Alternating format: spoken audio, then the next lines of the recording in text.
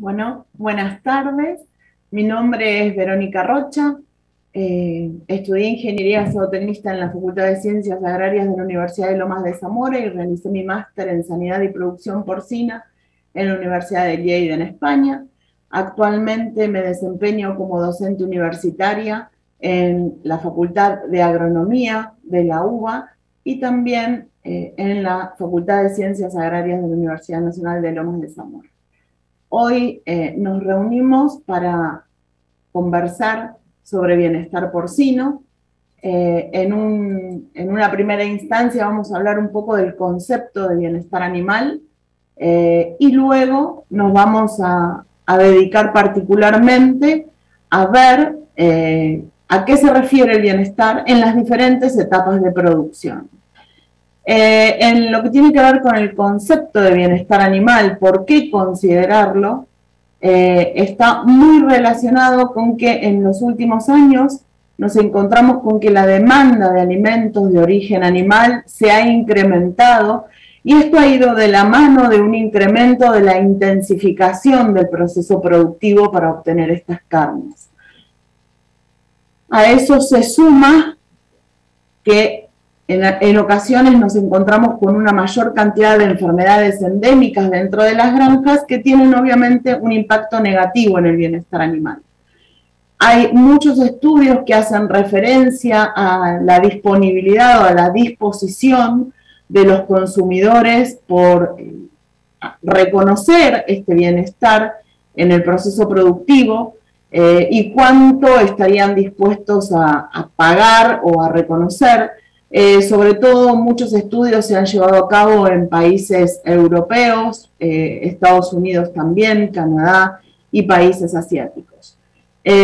Indudablemente hay un cambio de los consumidores actuales en donde requieren cada vez más que los animales que pasan su vida en estas granjas intensivas lo hagan de acuerdo a la mejor calidad posible, ¿no?, de vida dentro de la granja. Así que igualmente, y esto es una opinión personal, la verdad es que se debe considerar el bienestar animal en todas las producciones, no solo por esta demanda que tienen los consumidores, sino también por una cuestión de respeto hacia esos animales que estamos criando, ¿no? Con todas las cuestiones que ahora vamos a ver que tenemos que tener en cuenta. Y sobre todo, porque lo vamos a ver en la última diapo, cuando hablamos de calidad de carne, vamos a ver que no solo se habla de una calidad tecnológica, organoléptica, nutricional y sanitaria, sino que hoy cobra muchísima importancia algo que se referencia como calidad ética, ¿sí? Y que está sumamente relacionado con el bienestar de los animales en producción y también con el cuidado responsable y amigable del ambiente. ¿Cuál es el concepto de bienestar animal según la OIE? Bueno, es el estado físico y mental de un animal en relación con las condiciones en las que vive y muere. Y está muy relacionado con 5 libertades que, como bien ustedes ven acá en la presentación, está relacionado con la nutrición, libre de hambre, de sed y de desnutrición, libre de temor, de angustia, de molestias físicas, térmicas, de dolor, de lesiones, de enfermedades, libre de manifestar un comportamiento natural. Obviamente que la libertad en cada una de estas cuestiones, libre total, sería casi imposible comprometerse a hacerlo. Entonces, en algunos casos se habla, por ejemplo, como vamos a ver más adelante, libre de dolor crónico o de hambre crónica. Esos son los dos conceptos más que más podemos llegar a encontrar en la producción porcina. Omití decirlo al principio, pero a medida que vayan surgiendo inquietudes, que quieran compartir experiencias o que quieran hacer algún comentario, los invitamos a hacerlas ahí a través de la página donde nos están viendo, así que se los voy a ir recordando a medida que vamos avanzando. Bien, como la OIE dice, es un estado físico y mental, ¿sí? Y para ese estado físico y mental tenemos en cuenta últimamente el modelo de los 5 dominios, ¿sí? En donde se conjugan las formas que durante mucho tiempo se ha considerado el bienestar animal. En algún momento el bienestar animal era solo en términos del funcionamiento del organismo, ¿sí? Un ejemplo, a ver, bueno, si una cerda que está en jaula logra llevar su gestación adelante, entonces está en condiciones de bienestar animal. Bueno, no. Por sí solo, tener en cuenta el funcionamiento del organismo no estaría siendo un buen índice o un buen indicador de bienestar animal, ¿sí?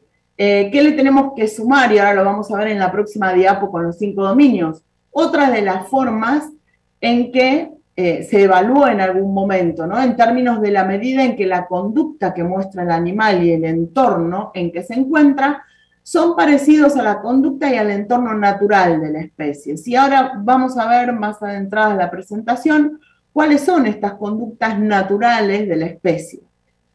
Y por el otro lado, y esta es de los últimos años, en cuanto a investigaciones y a demostrar que sí, que los animales tienen emociones y experimentan emociones, es que se han conjugado, ¿sí? estos tres ítems del bienestar animal por separado en lo que se conoce como el modelo de los 5 dominios, ¿sí? En donde se conjuga todo esto que vimos. El modelo de los 5 dominios tiene primero 4 dominios, que son estos que ustedes ven arriba, que es el dominio de la nutrición, ¿sí? Y que está relacionado con una privación de agua, de comida, una malnutrición. Otro de los dominios que es el ambiente, ¿sí? Físico y todo lo que tiene que ver con la atmósfera, con lo atmosférico, con donde vive el animal. Un tercer dominio que está relacionado con la salud, propiamente dicho, a través de las enfermedades, de cualquier problema funcional que se pudiera llegar a producir en el animal. Y un cuarto dominio, ¿sí? Que tiene que ver con las interacciones de comportamiento. Y cuando hablamos de interacciones de comportamiento, nos referimos básicamente a 3 interacciones de los animales.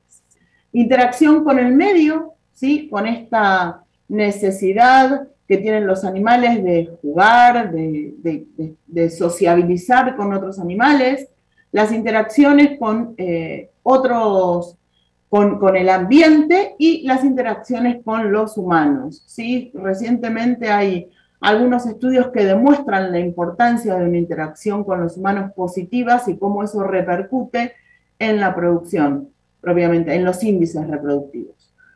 Considerando estos 4 dominios, las consecuencias probables se asignan al 5º dominio, que es el dominio relacionado a lo sintiente o lo mental, ¿sí? Entonces vamos a hablar ahí de hambre, de sed, de ansiedad, de dolor, de miedo, de estrés, ¿sí? Y los 5 dominios nos van a estar dando un estado de bienestar positivo o negativo.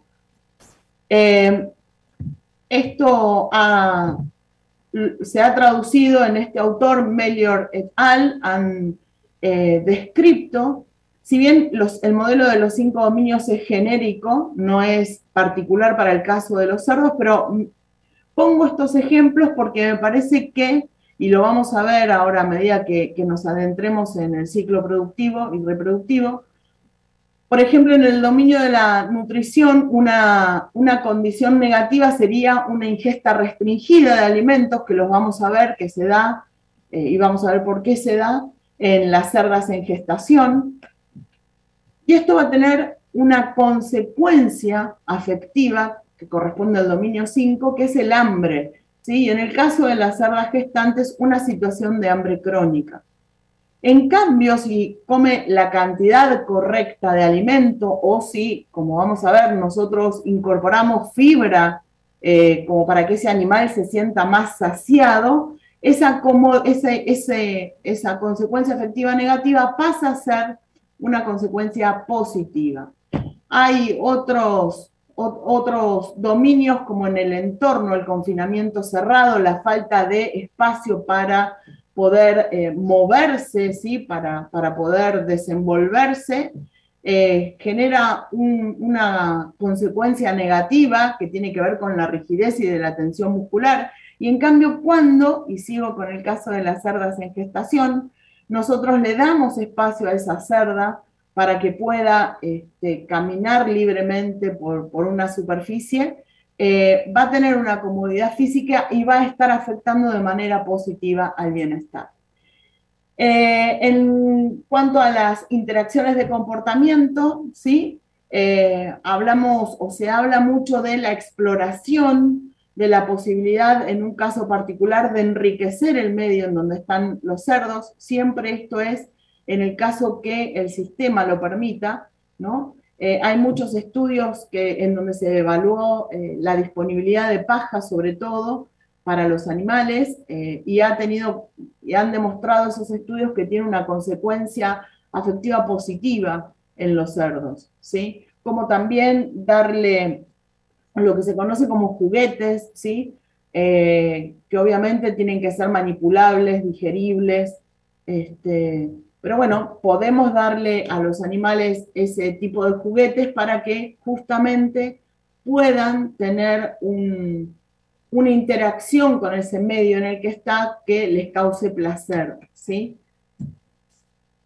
Hay algunos, el programa más conocido a nivel mundial es uno de los más conocidos, es el programa Welfare Quality, en donde hay medidas que se van a establecer dependiendo del criterio, de los principios de cada uno de esos criterios, ¿sí? Y se hace una evaluación general del bienestar en la granja.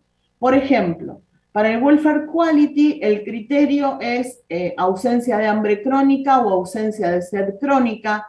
Esos serían los subcriterios. En los principios se establece que, por ejemplo, una de las medidas para determinar la ausencia de sed crónica, los indicadores del Welfare Quality es un mix entre indicadores directos, o sea, que se miden sobre el animal directamente, y otros indirectos, ¿no? En el caso, por ejemplo, de la sed crónica, sería evaluar la cantidad de chupetes que están disponibles en cada uno de los corrales. Para ese caso en particular, una medida directa de bienestar sería establecer justamente sobre el animal el nivel de, no me sale la palabra, perdón, pero el nivel,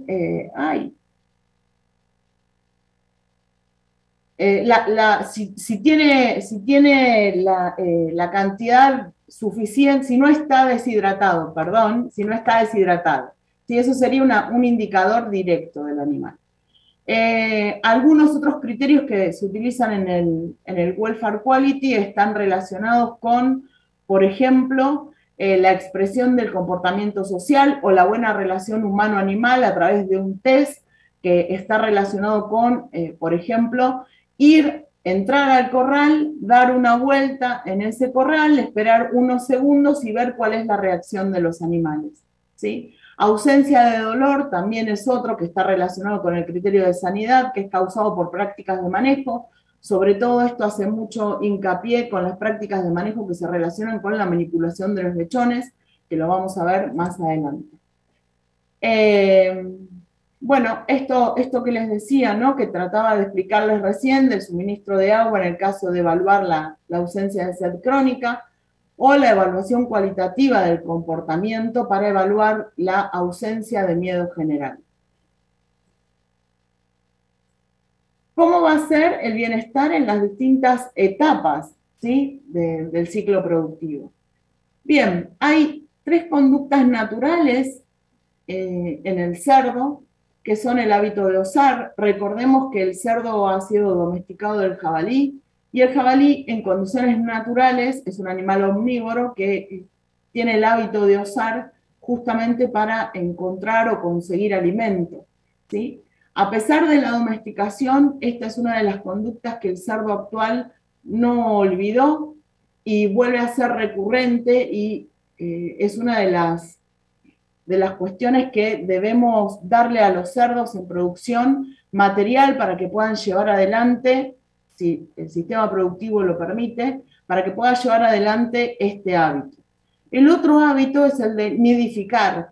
Ahora vamos a adentrarnos un poquito más cuando hablemos de la cerda al parto, pero el hábito de nidificar es propio también de la jabalina y vamos a ver cuál es la incidencia que tiene ese acto en todo lo referente al parto. Estos dos hábitos son independientes de la temperatura. Hay otra conducta natural que es la del descanso. La verdad es que durante el día el cerdo pasa gran parte del tiempo descansando. Y esto también lo tenemos que tener en cuenta y tenemos que tener en cuenta también el espacio que le suministramos a los cerdos para que puedan descansar. El descanso, sí, como les dije, está relacionado con las temperaturas. Por encima de los 25 grados esto se hace más crítico y también está relacionado entonces con el espacio que le demos. Por eso el espacio es uno la superficie por animal es una de las premisas más importantes que vamos a tener en todo el proceso productivo. El hábito de usar y el hábito de nidificar.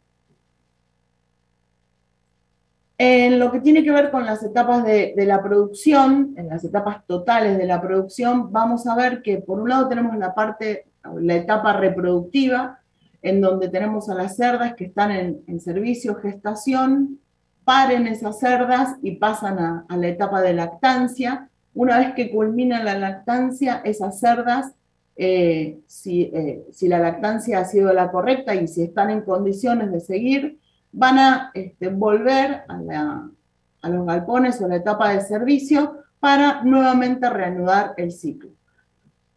Con los lechones, una vez que los destetamos, van a pasar a lo que se conoce como recría o postdestete, ¿sí? Recordemos que hablamos de lactancias de 21 a 28 días, van a pasar a las recrías, en donde van a estar aproximadamente hasta los 70 días de vida, y una vez que finaliza la etapa de recría, van a pasar a la etapa de crecimiento-terminación, que dura aproximadamente 98, 100 días. Eso obviamente que los tiempos dependen muchísimo de cada granja, ¿sí? No todos tienen, lo que yo di son números promedios, pero obviamente que nos vamos a encontrar con algunas variaciones que están muy relacionadas con el tipo de alimento, principalmente con la genética, con el tipo de alimento, con situaciones particulares de manejo y demás.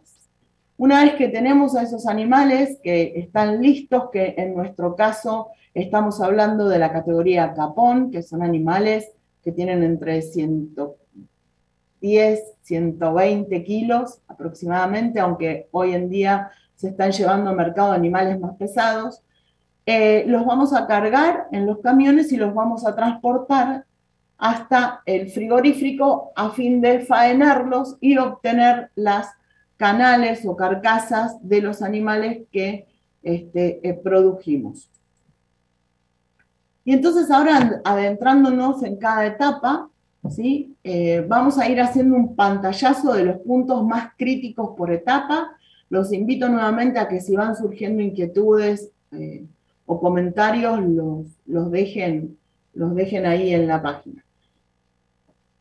Vamos a empezar a hablar de servicios y gestación, ¿no? Que ha sido una de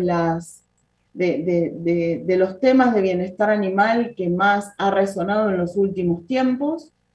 La verdad es que si nosotros vemos cómo ha sido la gestación en el caso de la especie, vemos que en un principio o hasta 1994 las cerdas estaban atadas.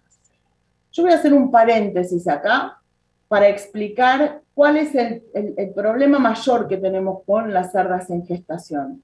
Y eso está muy relacionado con que las cerdas en esta etapa están en una situación de alimentación restringida.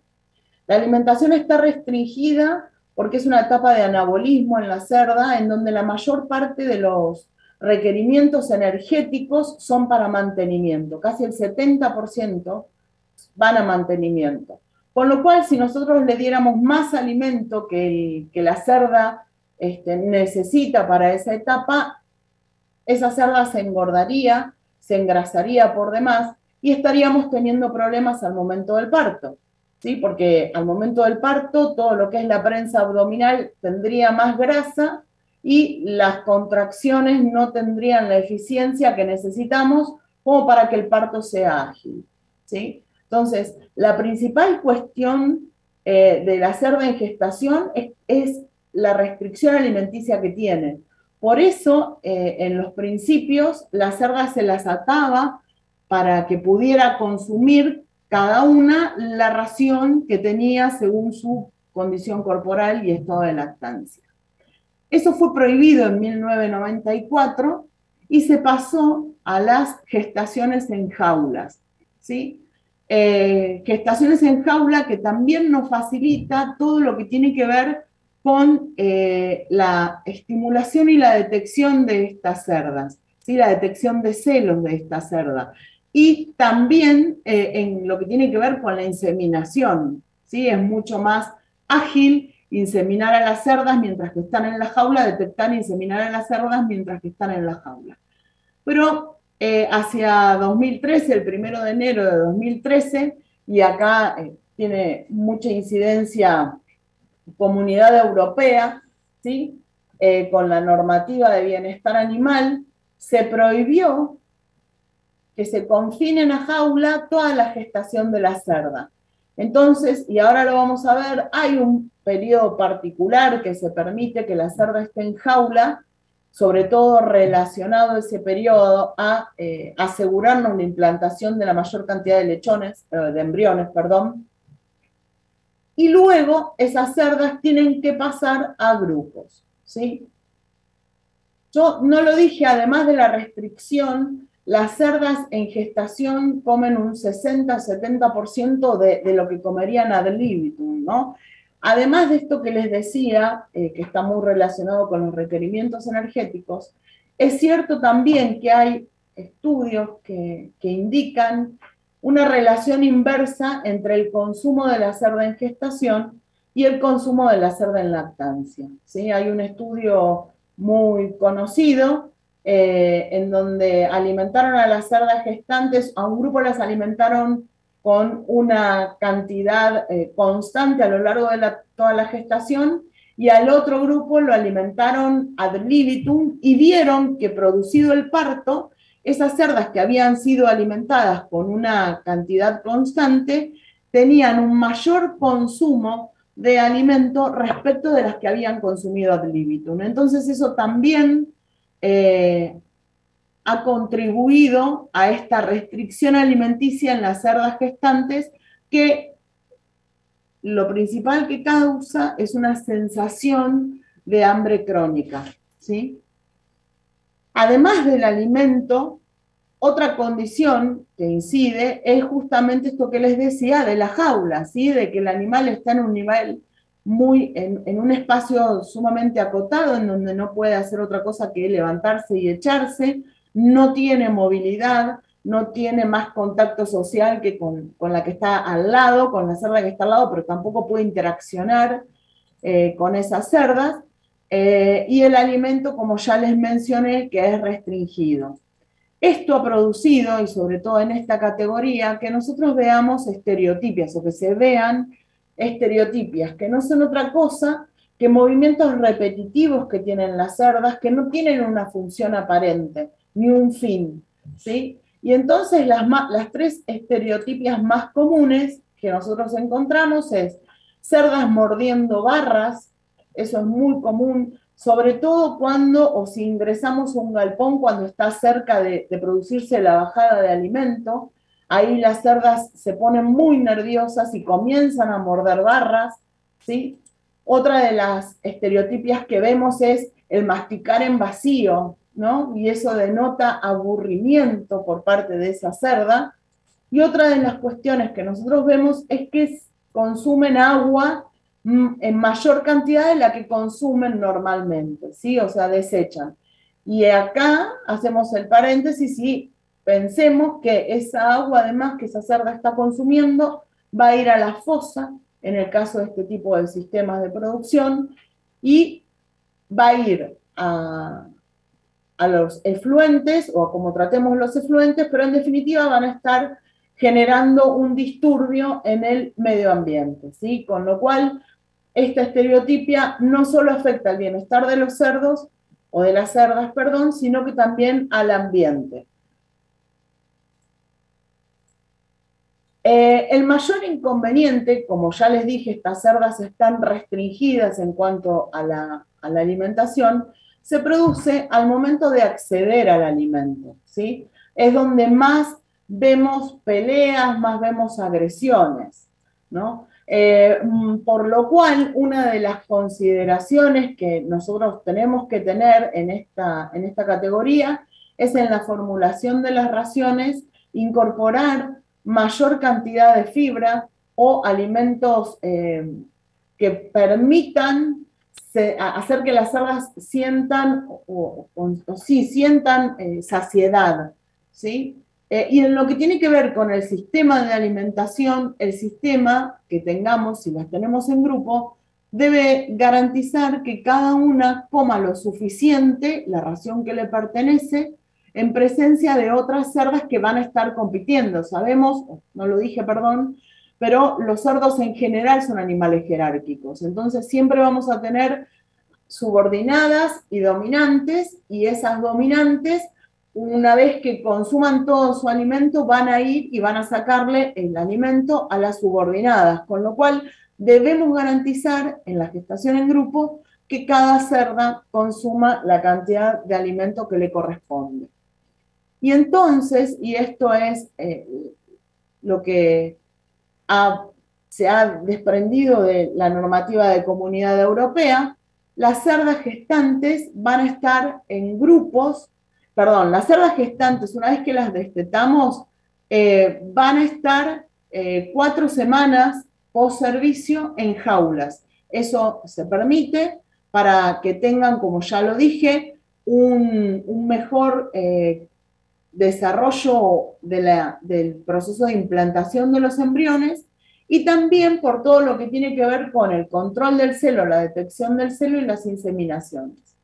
Una vez sucedidas esas 4 semanas post servicio, lo que vamos a hacer, o lo que se permite o se exige en Comunidad Europea, es que esas cerdas en grupo esas cerdas que estaban en jaula pasen a estar en grupo desde entonces, las 4 semanas post servicio hasta una semana antes del parto.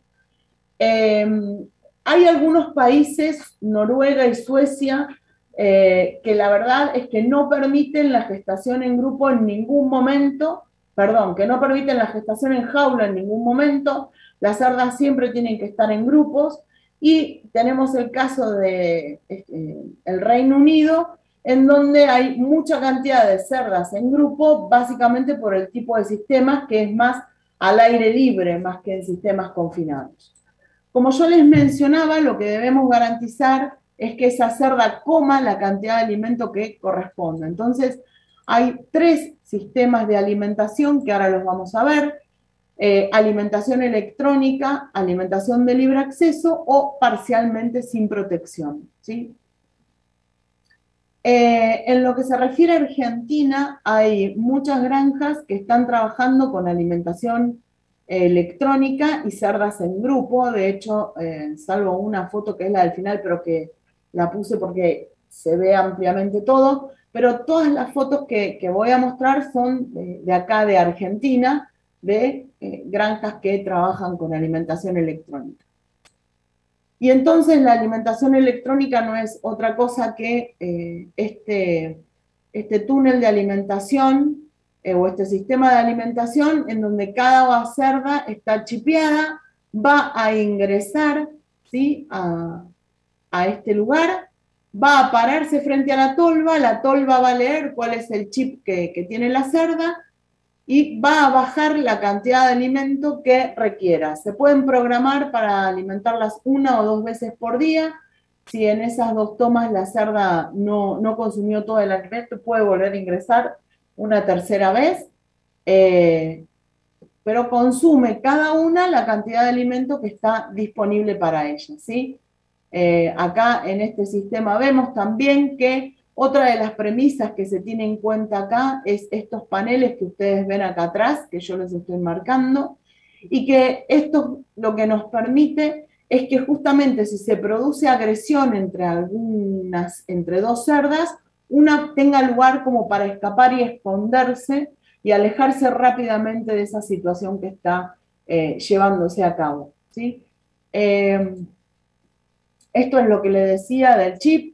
Esto tiene como ventaja que además nosotros podemos ver, podemos ir evaluando en el momento cuánto va consumiendo, cómo es el consumo de estas cerdas, además de tener al instante toda la hoja de vida de cada una de estas cerdas. Esta es una granja, también de aquí, en donde este caso en particular es para las cachorras, este espacio es para las cachorritas que van a ser las futuras madres de la granja. Esta es en donde están las cerdas gestantes, esta es una granja también de Argentina, si mal no recuerdo está en Córdoba, y nosotros vemos cada uno de los corrales numerados porque obviamente nos manejamos en bandas, y tenemos corrales determinados para cada una de las bandas. Esta es la foto que les dije que no era de acá, pero me parece interesante porque se puede ver bien cómo es el sistema y cómo están las cerdas. No nos vamos a extender, pero saber también que las cerdas en grupo pueden estar en grupos dinámicos o en grupos estáticos. Cuando las tenemos en grupos estáticos, los grupos son más pequeños y tenemos cerdas que están en el mismo momento fisiológico. Cuando los grupos son dinámicos, como la palabra lo dice, el grupo es más grande y ingresan y egresan cerdas con distinto nivel o con distintos días de gestación. Hay también gestaciones en grupo que tienen alimentación de libre acceso, como esto que ustedes ven acá, en esta se observa mejor.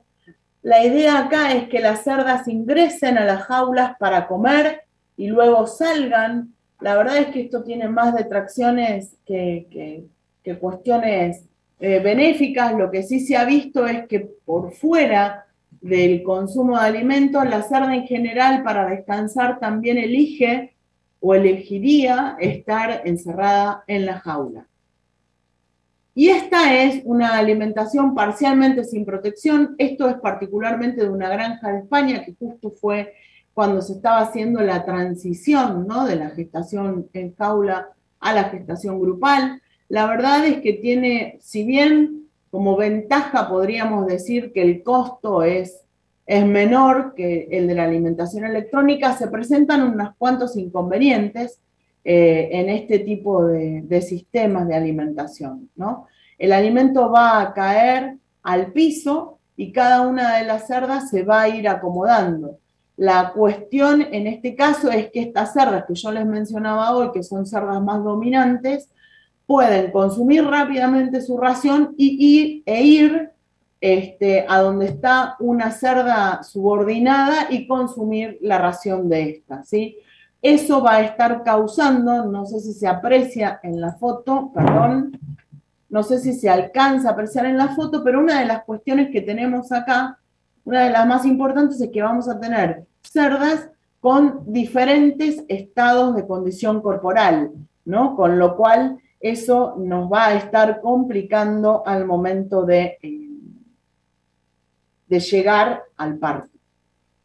Otra de las etapas es el parto y la lactancia, ¿no? Y acá hablamos de una conducta, vamos a ver que vamos a hacer particular hincapié justamente en la conducta natural de nidificar.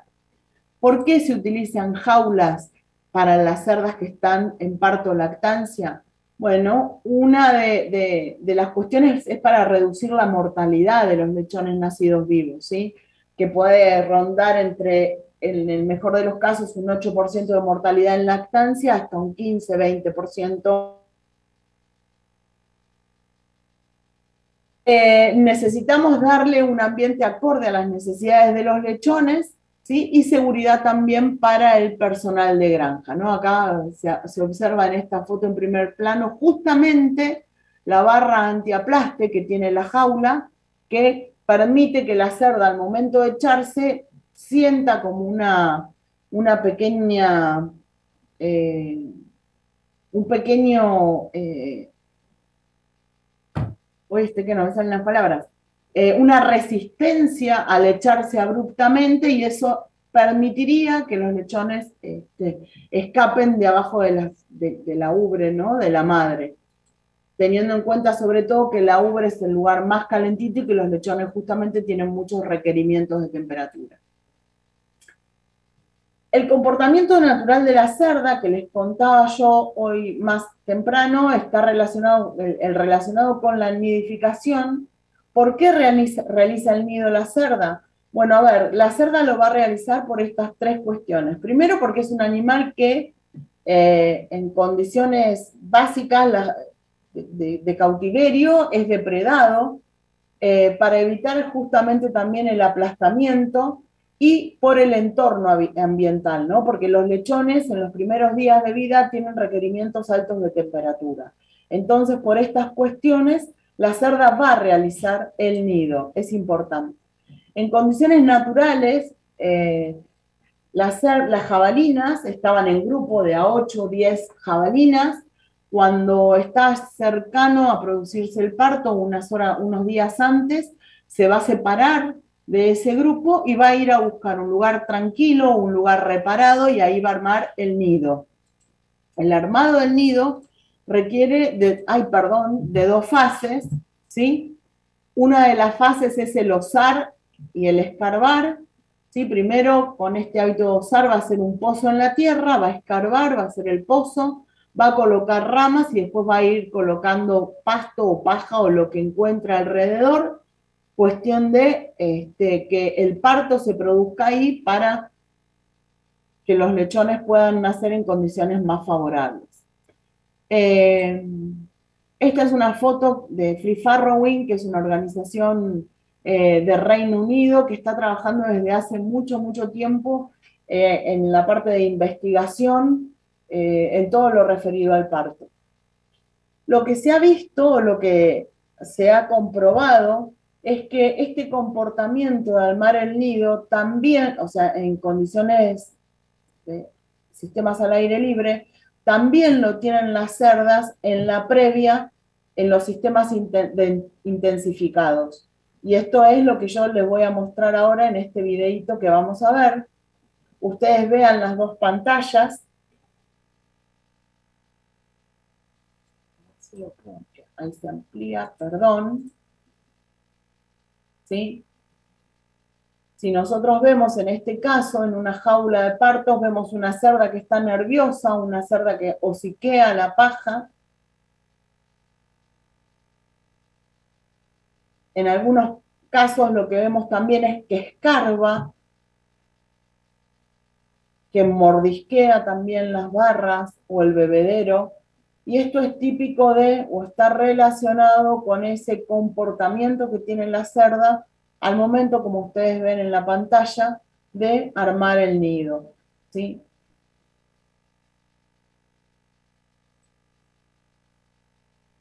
Y entonces, el comportamiento materno al parto, lo que se ha descubierto a través de la investigación, es que alrededor del parto, lo que sucede es que hay una serie de cambios fisiológicos, cambios hormonales que se suceden en la cerda, que tienen que ver con la disminución de la progesterona y el aumento de la prostaglandina, y sobre todo con el aumento de la prolactina, que es lo que va a generar esta necesidad de la cerda de armar el nido, ¿no? Y que va a incidir básicamente el armado del nido, la posibilidad de armar el nido, en un incremento en la producción de oxitocina. Y este incremento de la producción de oxitocina va a actuar sobre tres cuestiones que son fundamentales al momento del parto. Y estas son: cuando nosotros tenemos un incremento de la oxitocina, se ha visto que hay una correlación con la duración del parto, una correlación negativa, ¿sí? A mayor cantidad de oxitocina, menos dura el parto. Que dure menos el parto significa que tenemos menos riesgos de tener lechones que mueren por falta de oxígeno, ¿sí? Que mueren por ataxia. El comportamiento materno también está muy relacionado con este aumento de la oxitocina. Estas cerdas que van a tener mejor predisposición a exponer su línea mamaria y a dejar que los lechones puedan mamar, y sobre todo que puedan mamar esa primera segregación láctea que es el calostro, ¿sí? Vemos que el aumento de la oxitocina también lo que va a ayudar a la cerda y a los lechones es a una mejor cantidad o disponibilidad de calostro.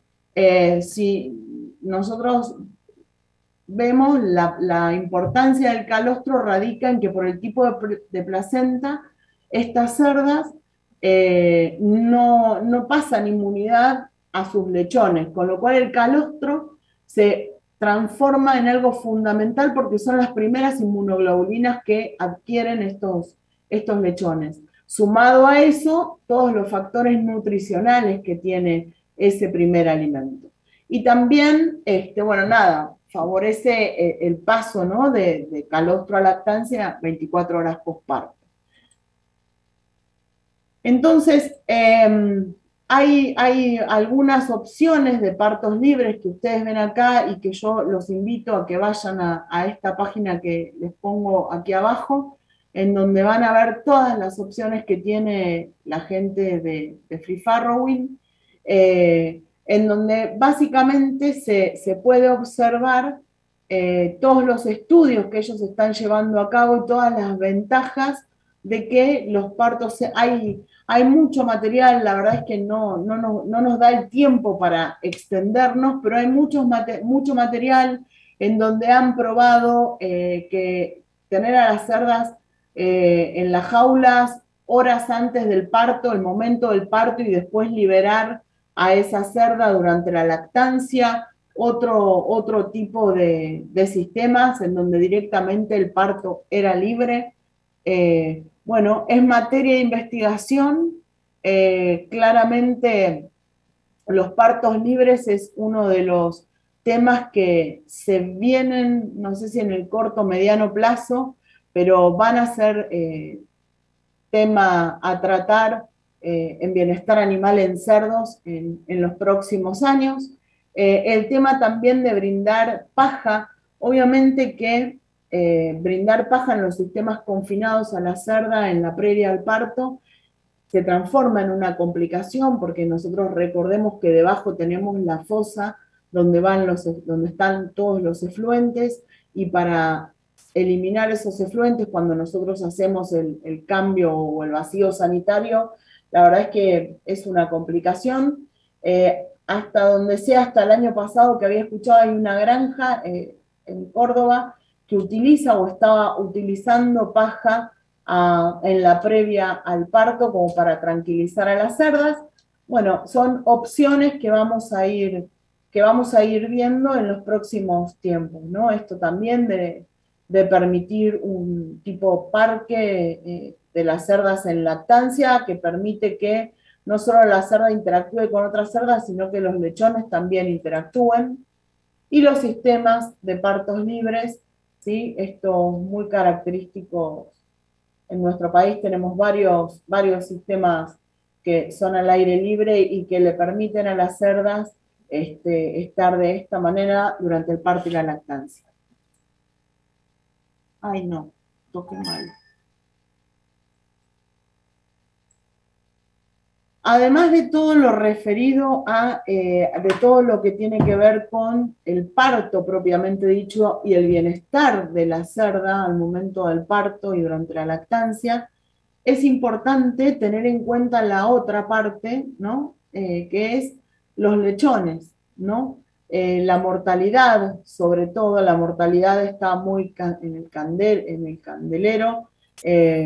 Y se ve en muchos casos como una alta mortalidad, un déficit de bienestar de esos animales, ¿no? Hay variables del comportamiento que tiene que ver con la mortalidad de esos lechones, la muerte temprana, la muerte fetal, ¿no? En el parto, ya lo vimos, está muy relacionado con la oxitocina, ¿sí? Con una baja disponibilidad o baja liberación de oxitocina en la cerda hace que se enlentezca el parto y los lechones corren más riesgo de morir en el canal del parto.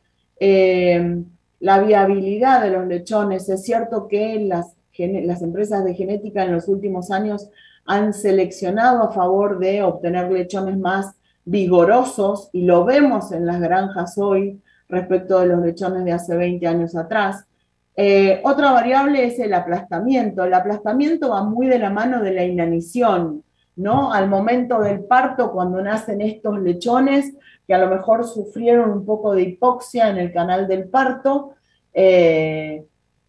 no tienen buena vitalidad y entonces no van rápidamente a la mama a calostrarse, y entonces están más aletargados, y como están más aletargados y están sin comer, tienen más frío, tienen muchísima más sensación de frío, y entonces lo que van a hacer es quedarse al lado de la cerda, sobre todo en lo que es la línea mamaria, porque justamente es la que más calor provee, ¿no? Entonces ahí es cuando corremos más el riesgo de tener lechones que mueran aplastados. ¿Podemos decir que solo es cuestión del aplastamiento, entonces, la mortalidad de esos lechones durante la lactancia? Y la verdad es que, como lo vamos a ver acá, ¿no? No es solo cuestión de aplastamiento por el complejo de hipotermia, inanición, aplastamiento. La verdad es que se ha visto a través de varios trabajos científicos que eso parte o que está muy relacionado con la cerda, ¿sí? Con la cerda que esté tranquila antes y durante el parto, y entonces por eso estas últimas investigaciones en los partos libres, en proveerle a las cerdas material de enriquecimiento y en la interacción obviamente de la cerda con las personas. Todo eso, entonces, como ya vimos, va a hacer que se genere más oxitocina dentro de esa cerda, que disminuye obviamente la duración del parto, disminuyendo la hipoxia, disminuyendo la muerte de los lechones dentro del tracto reproductivo de la cerda. Eso va a generar un comportamiento materno, entonces, que va a hacer que la cerda exponga la ubre y que esos lechones tengan más fácilmente o más rápidamente disponible la mayor cantidad de calostro posible, ¿no? Para justamente ayudar a que disminuya ese complejo HIA. Otra de las cuestiones que tenemos durante la lactancia es la manipulación con los lechones, ¿sí? Si alguno quiere ir haciendo alguna consulta en particular acá, lo pueden ir haciendo abajo, que ahora cuando terminamos contestamos. Por cuestiones de tiempo no puedo mostrarle más trabajos científicos porque nada, sería hablar muchísimo, porque de veras, en lo que tiene que ver con esta etapa en particular y con las cerdas, en los últimos años la verdad es que la bibliografía es muchísimo.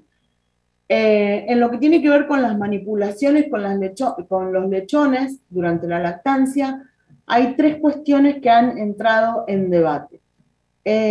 La castración quirúrgica es una. Sabemos que los cerdos los vamos a castrar quirúrgicamente por cuestiones de comportamiento, ¿sí? Porque también ha sido comprobado, y lo verán ustedes en el día a día, que cuando tenemos machos o capones enteros, obviamente que tenemos más peleas, más montas entre ellos, o si hay cerdas puede quedar alguna preñada, dependiendo de los tiempos de los cuales estamos hablando, pero también realizamos la castración de esos cerdos por una cuestión de olor sexual, de calidad de carne, ¿sí? Porque esos machos enteros, esa liberación de androstenona que tienen, va a depositarse a la grasa, actúa en sinergia con un compuesto que se llama escatol, que también se deposita en la grasa, y entonces cuando nosotros vamos a consumir carne fresca y calentamos esa carne, esa grasa desprende un olor que es desagradable para los consumidores. Entonces, por eso se practica la castración quirúrgica. En algunos países de Comunidad Europea no se, está prohibida la castración. En otros países lo que sugieren o lo que la normativa establece es que debe hacerse con anestesia y analgesia. En nuestro país se sigue castrando, o sea, el 88%, el 90% de los capones que van a faena son castrados quirúrgicos y un aproximadamente 8 o 9% son lo que se conocen como MEI, macho entero inmunocastrado. Estos MEI es de reconocer que en el país se ha incrementado mucho en los últimos años, tiene algunas ventajas desde el punto de vista de índice productivo como el índice de conversión de alimentos y obviamente que desde la calidad de la canal o de la carcasa también es beneficioso.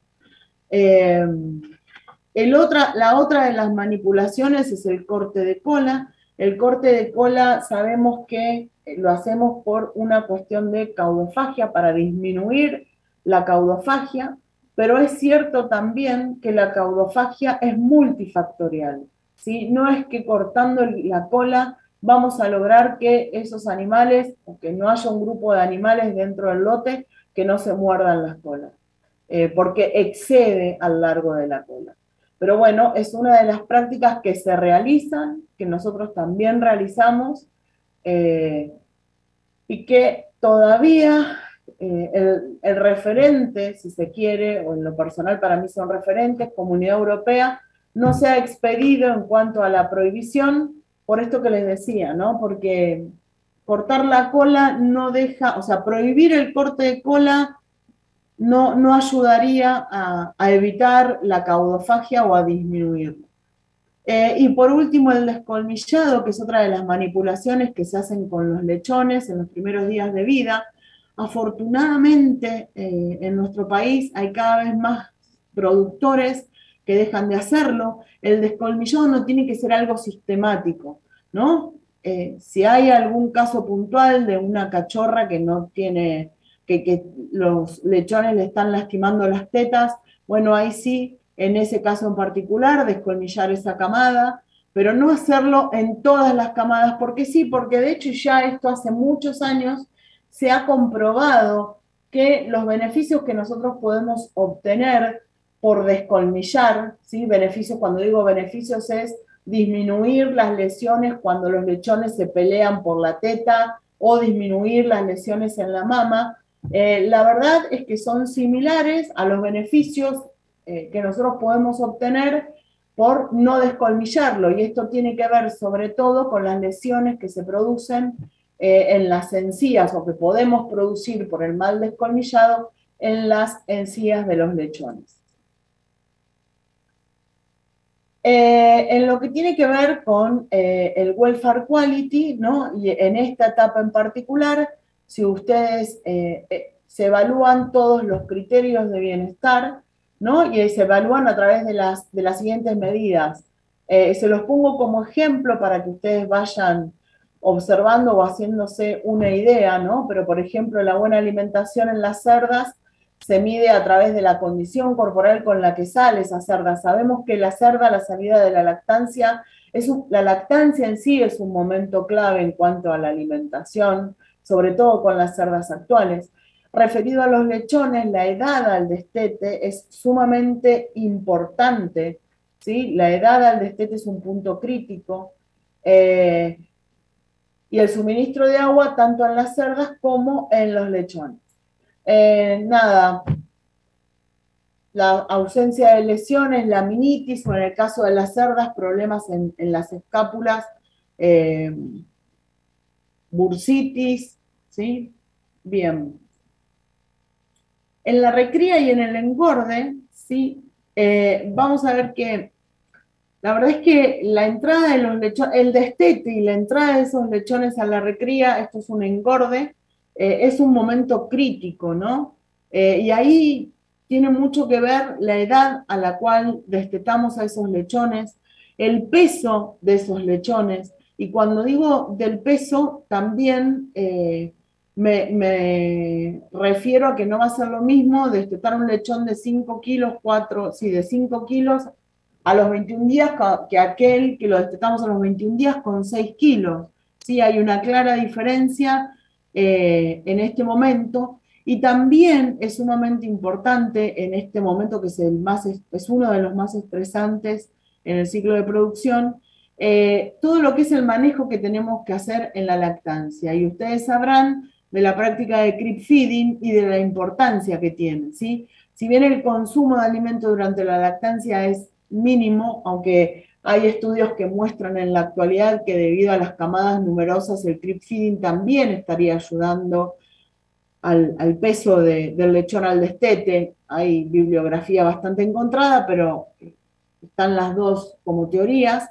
Bien es sabido la importancia del creep feeding, de esto de darle a los lechones durante la lactancia, a partir del séptimo o décimo día de vida, alimento para que vaya acostumbrándose al momento del destete y que al destete no se encuentre con que no sabe comer, ¿no? Entonces es importante por eso desde el punto de vista del manejo. En general, podemos hablar que acá hay como 4 grupos de cuestiones relacionadas al bienestar de los cerdos. Uno es la densidad en corrales. Tenemos que ser bien conscientes y respetar la densidad en los corrales, porque como yo ya les mencionaba anteriormente, el espacio que tengan los cerdos está muy relacionado con las temperaturas. ¿Sí? No es lo mismo, o sea, cuando hace calor, el animal necesita tener el espacio que le permita estar de decúbito lateral, y cuando hace frío estar en decúbito ventral, ¿sí? Recostado sobre sus codos. Obviamente que densidad en corrales también tiene que ver con los agentes infecciosos. Cuanto más densidad tenemos en el corral, mayor probabilidad tenemos de que se propaguen esos agentes infecciosos. Y las jerarquías, ¿no? Hay muchos estudios que demuestran que a ver, no es bueno tener pocos animales en un corral, ni tampoco una alta cantidad de animales en el corral. Por eso ustedes sabrán que la cantidad de animales o de grupos que tenemos es entre 25 y 35 aproximadamente, ¿no? Porque ninguno de los extremos es bueno. Porque si hay muchos animales, corremos el riesgo de peleas, ¿sí? Por falta de espacio, y si tenemos pocos animales también, corremos el riesgo de que esas peleas se continúen en el tiempo.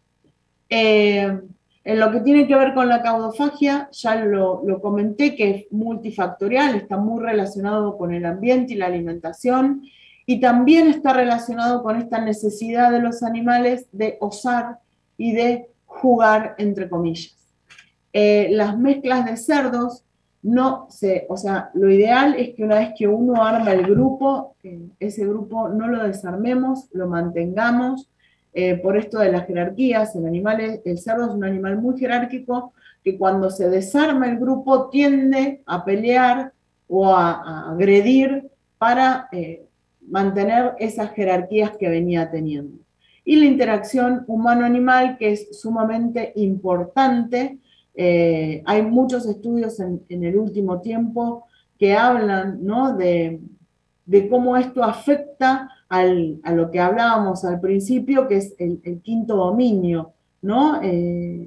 Esto de la parte mental y de la sintiencia de los animales, y cómo eso mejora los índices de producción.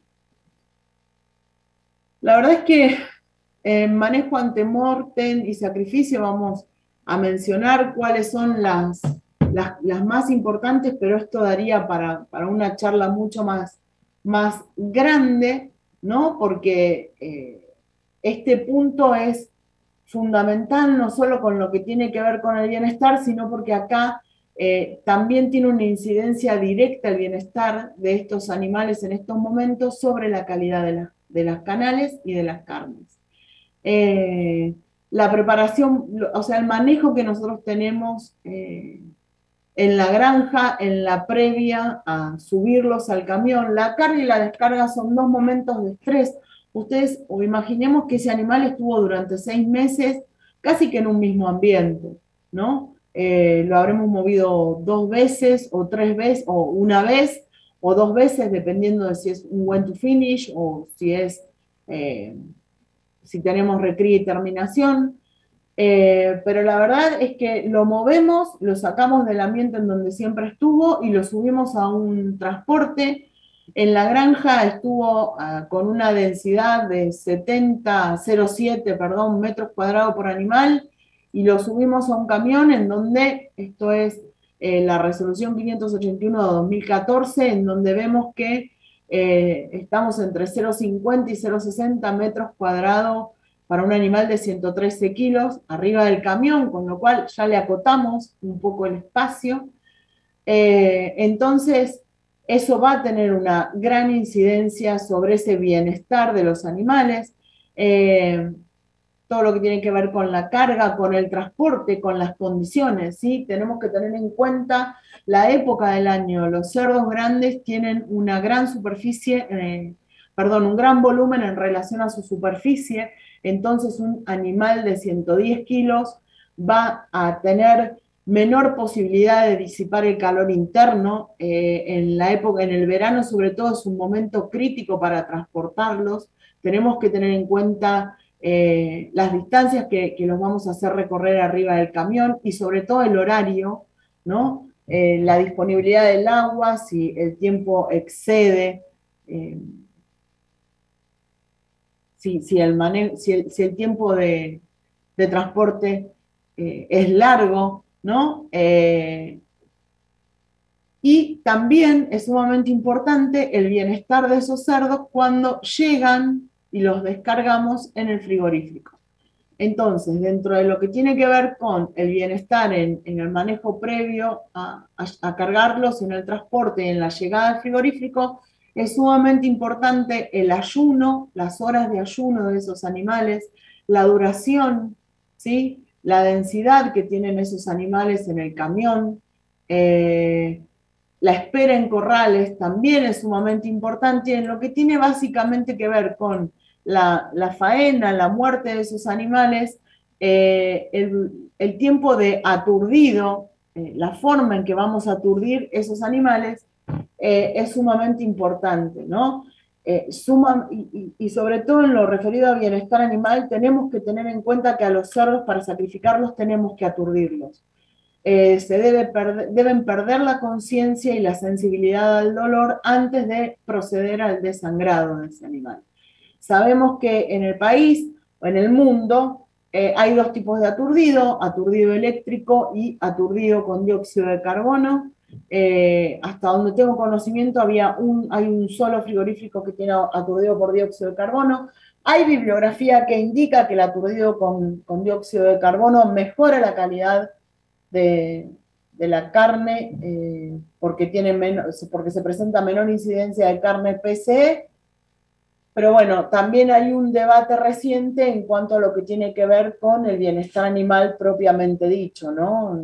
De uno u otro. Y entonces, para ir finalizando, creo que estoy bien, 1 hora, no lo puedo creer. Para ir finalizando, creo que el bienestar animal lo tenemos que dar porque lo que vamos a producir es carne, y está esto íntimamente relacionado con la calidad ética, ¿sí? Es lo que nosotros vamos a consumir y que va a formar parte de nosotros. Por eso es sumamente importante que los animales sean producidos en un contexto de respeto y de hacer que tenga ese animal a lo largo de toda su vida la mayor cantidad de días o de tiempo con una sensación de bienestar animal positivo. Así que hasta acá terminamos. No sé si hay alguna pregunta. Lilian, bueno, arranco ya con las preguntas. Pregunta a qué edad se aconseja el destete. En lo que tiene que ver con bienestar animal, la verdad es que hay una tendencia, igual hay una tendencia a ir hacia los 28 días, pero porque desde el punto de vista del bienestar del lechón, trae mucho mejor beneficio y de la cerda también porque se logra en ese periodo una mejor involución uterina, ¿no? Entonces, la verdad es que hay una tendencia a volver hacia los 28 días. Comunidad Europea dice que salvo que vos expliques o realmente demuestres que tenés que hacerlo antes del día 21 o el día 21, si no tiene que ser hacia el día 28. No sé si Lilian contesté tu pregunta.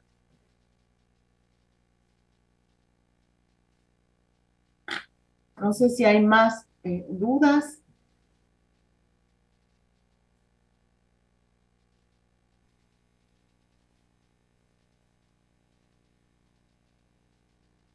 Si hay más preguntas.